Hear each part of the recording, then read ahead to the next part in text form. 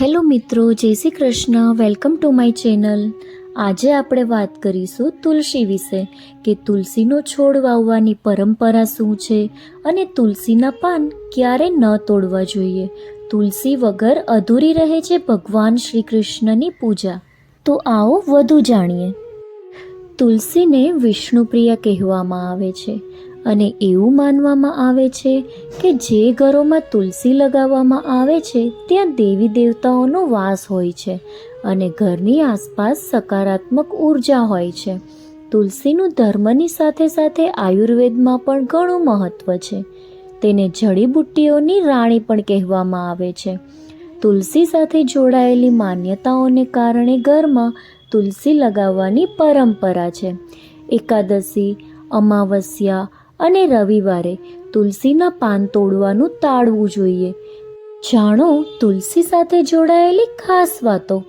તુલસીના છોડને હિન્દુ ધર્મમાં મહત્વપૂર્ણ માનવામાં આવે છે.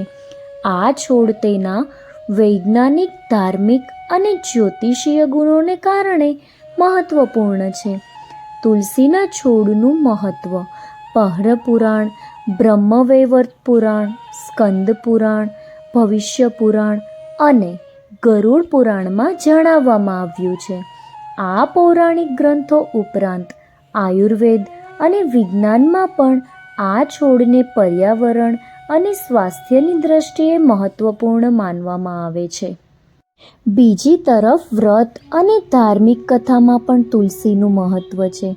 જણાવવામાં આવ્યું છે ભગવાન વિષ્ણુ અને શ્રી કૃષ્ણની કોઈ પણ પૂજા તુલસી પત્ર વગર પૂર્ણ માનવામાં આવતી નથી.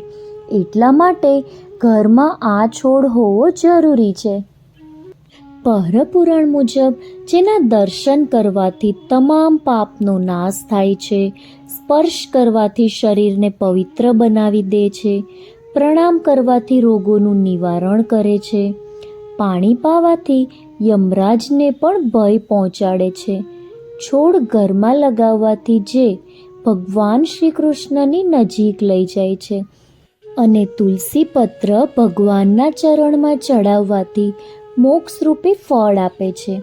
આવી તુલસી દેવીને નમસ્કાર છે. તુલસીનું ધાર્મિક, જ્યોતિષીય, આયુર્વેદિક અને ધાર્મિક મહત્વ છે. ગરુડ પુરાણના ધર્મકાંડ પ્રેતકલ્પમાં લખાયું છે કે તે તુલસીનો છોડ વાવવાથી, તેને પાણી પાવાથી, તેનું ધ્યાન, સ્પર્શ અને ગુણગાન કરવાથી વ્યક્તિના પૂર્વજન્મના પાપનું નિવારણ થાય છે. જ્યોતિષ મુજબ જે ઘરમાં તુલસીનો છોડ હોય ત્યાં વાસ્તુદોષ લાગતો નથી. આ છોડને ઘરના પૂર્વ ઉત્તર ખૂણામાં રાખવો જોઈએ. ભવિષ્ય પુરાણમાં જણાવાયું છે કે તુલસીના છોડને દક્ષિણ દિશામાં રાખવો જોઈએ નહીં, તેનાથી દોષ લાગે છે. આયુર્વેદમાં ઘણી ઔષધિઓ તુલસીના પાનને મેળવી અને બનાવવામાં આવે છે. આયુર્વેદ મુજબ તુલસી પત્રને દાંતથી ચાવવા ન જોઈએ, તેનાથી દાંત ખરાબ થાય છે. હવે આપણે જાણીશું આયુર્વેદ અને જ્યોતિષ શું કહે છે.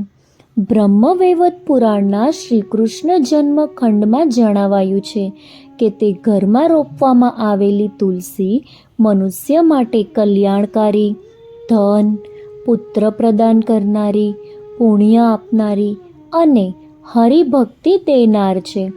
સવાર સવારમાં તુલસીના દર્શન કરવાથી 1.25 ગ્રામ સોનાના દાનનું ફળ મળે છે. તુલસીનો પ્રભાવ શરીરમાં જતાં કેમિકલ કે અન્ય નશાવાળા પદાર્થોથી થતા નુકસાન ઓછું કરે છે. તુલસીના આયુર્વેદિક ફાયદા. તુલસીમાં એન્ટીબેક્ટેરિયલ, એન્ટીવાયરલ અને એન્ટીઓક્સિડન્ટ ગુણ હોય છે જે આપણા સ્વાસ્થ્ય માટે ખૂબ જ ફાયદાકારક છે. તુલસીનું નિયમિત સેવન કરવાથી આપણી રોગપ્રતિકારક શક્તિ વધે છે. તુલસીના પાનનો ઉપયોગ ઘણી દવાઓમાં થાય છે.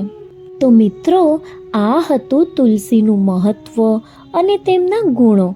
જો મિત્રો તમને મારા આવા વિડીયોઝ ગમતા હોય તો જરૂરથી લાઈક અને તમારા ધાર્મિક ગ્રુપમાં શેર કરી દેજો અને આવા જ બીજા વિડીયોના નોટિફિકેશન મળે એ માટે મારી ચેનલને સબસ્ક્રાઈબ પણ કરી લેજો.